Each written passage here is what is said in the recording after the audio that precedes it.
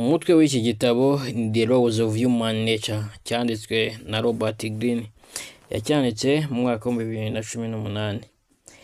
Inyito nyamukuru y'iki gitabo. Iki gitabo kigaruka ku mategeko 18 agenga imiterere ya muntu, kikanafasha kumva impamvu abantu bitwara uko bitwara, uko twamenya imbaraga n'intege nke zacu, nuko twakoresha ubu bumenyi mu buzima bwacu bwa buri munsi, mu kazi no mu mibanire n'abandi. Incamake y'iki gitabo. Robert Greene asobanura ko nubwo abantu batekereza ko bafite ubwigenge mu byiyumvo n'imyitwarire yabo, ahanini ibikorwa byabo bishingira ku miterere kamere ya muntu. Tugira imbaraga n'intege nke zigaragarira mu buryo dukemura ibibazo byacu ndetse n'imibanire n'imyanzuro kandi dufata. Iyo dusobanukiwe aya mategeko, tubasha kwiteza imbere, tukamenya neza abo dukorana nabo ndetse tukirinda abashaka kuduhungabanya. Tugiye kurebera hamwe amategeko 18 agenga imiterere ya muntu. Turayareba mu byiciro bitandukanye, aho tugiye guhera ku cyiciro cya mbere. Igice cya mbere dusangamo kumenya ibyiyumvo byawe no kubyifashisha neza. Itegeko rya mbere muri iki gice, itegeko ryo kutareka ibyiyumvo bigutwara. Tugira imyanzuro myinshi dushingiye ku byiyumvo aho kuba ubwenge. Tugomba kwitoza gutekereza mu buryo bwimbitse, tukamenya imizi y'ibyiyumvo byacu no kubyitwaramo neza. Itegeko rya kabiri, kudakabya kwikunda. Twese dukenera kwiyumva nk'ab'ingenzi. Tugomba kwiga kumenya ibyiyumvo byacu no kubigenzura, kugira ngo tutikubira gusa, ahubwo tubashe no kumenya ibyiyumvo by'abandi. Empathy. Itegeko ryo kumenya uruhare n'imyitwarire mu bandi. Abantu bose bambara masike bitewe n'aho bari. Ni ingenzi gusobanukirwa ibyo bakeneye no kumenya uko witwara muri sosiyete tubayemo. Itegeko ryo gusobanukirwa imyitwarire isubiramo. Imyitwarire y'abantu igira amateka. Iyo witegereje imyitwarire isubiramo, uba ushobora gutahura imico yabo nyakuri. Igice cya kabiri turasangamo ubuhanga mu kwigira imibanire n'imikoranire.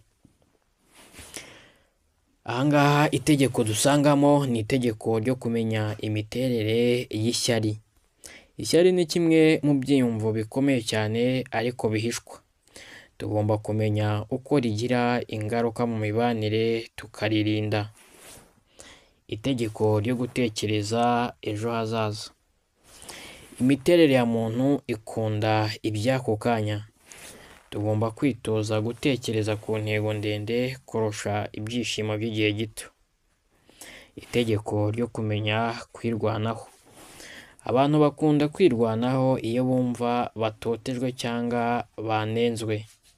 Wige kumenya icyo abandi bafite, ubwoba bwo kurwanaho kugira ngo ubashe kubakoraho mu buryo bwiza. Igice cya gatatu turasangamo kwimenya, gusobanukirwa n'imbaraga zawe bwite.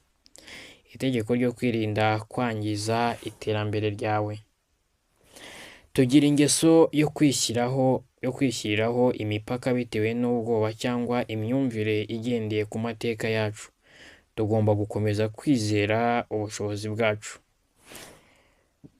Hano turasangamo kandi itegeko ryo gusobanukirwa ibitekerezo biba byarahishwe. Imyitwarire yacu igira aho ituruka mu byatubayeho mu buto. Iyo utamenye iyo mizi, ushobora kwitwara nabi utabizi. Muri iki gice kandi turasangamo itegeko ryo kumenya ingaruka z'ishyari. Abantu benshi bagira ishyari ryo kubona abandi bagera ku ntsinzi. Ibyo bigira ingaruka mbi ku mibanire n'iterambere ryabo. Mu gice cya kane turasangamo kwiga uko wakoresha ubwenge mu buzima bw'abandi. Muri iki gice kandi turasangamo itegeko ryo kwirinda gukabya kwiyemera. Iyo umuntu ageze ku ntsinzi ashobora gutekereza ko ari hejuru y'abandi.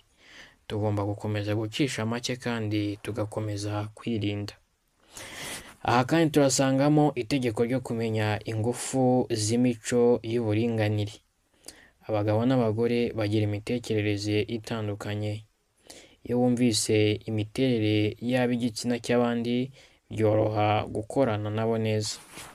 Aha kandi turasangamo itegeko ryo gusobanukirwa imyumvire y'ibisekuru. Ibihe bitandukanye bitanga imyumvire itandukanye. Ni byiza kumenya ibisekuru bitandukanye n'imitekerereze yabyo. Tujye mu gice cya gatanu aho dusangamo kugira icyerekezo cy'ubuzima bwawe. Amategeko yagufasha muri iki gice, irya mbere ni itegeko ryo kugira intego mu buzima. Ubuzima butagira intego ntibugira icyerekezo.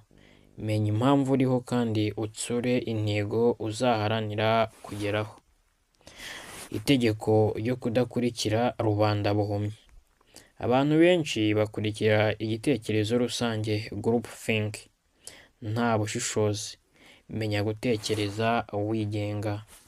Itegeko ryo kumenya ko abantu bahinduka. Imitima y'abantu irahinduka. Iyo ubaha ibyo bashaka by'ako kanya gusa, bashobora kugutererana. Ugomba guhora utekereza ku nyungu rusange z'igihe kirekire. Itegeko ryo kwemera ko ubuzima bufite iherezo. Abantu benshi banga gutekereza ku rupfu, ariko kwemera ko ubuzima bugira iherezo biduha imbaraga zo kubaho twubaka umurage mwiza. Itegeko ryo gushaka intego nyamukuru mu buzima. Ubuzima buba bufite agaciro iyo bufite intego igaragara. Ukoresha neza impano yawe ukazagira umurage wibukwa. Inyigisho nyamukuru zo gukura muri iki gitabo cya Robert Greene. Ikintu cya mbere wamenya ni ukumenya imiterere ya muntu. Gusobanukirwa ko ibyiyumvo bihita bigira uruhare runini mu myanzuro yacu. Aha ngaha kandi ikintu wakwigiramo ni ukwitonda mu mibanire. Menya gucengera imyitwarire y'abantu kugira ngo umenye impamvu bakomora imyanzuro yabo, cyangwa se umenye impamvu bakora ibyo bakora cyangwa se bitwara uko bitwara. Kwigirira icyizere ni irindi somo wakura muri iki gitabo. Gusobanukirwa imbaraga zawe kandi ukazibyaza umusaruro mu iterambere ryawe. Ikindi wakwigiramo aha ngaha ni ugutega amatwi no kwicisha bugufi. Nubwo waba uzi byinshi, icishe bugufi kugira ngo wige ibyo utazi. Iki gitabo rero gikubiyemo ibintu byinshi.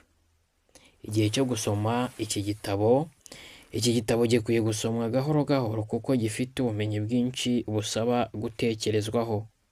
Ni byiza gusoma umutwe umwe ukamara igihe utekereza uko wawukoresha mu buzima bwawe bwa buri munsi.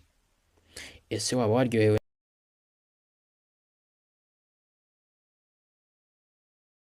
If you're a book lover, then you need to dive into Robert Greene's mind-blowing take on human nature.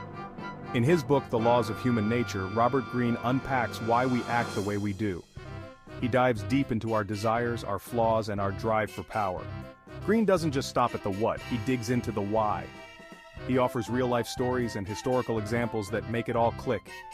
It's like having a backstage pass to the human psyche. Whether you want to understand your boss, your friends, or even yourself, this book is a goldmine of insights. Plus, Greene's writing is super accessible. No PhD in psychology required. So, if you're ready to level up your understanding of human behavior, grab a copy of The Laws of Human Nature and start your journey today. Trust me, you won't look at people the same way again.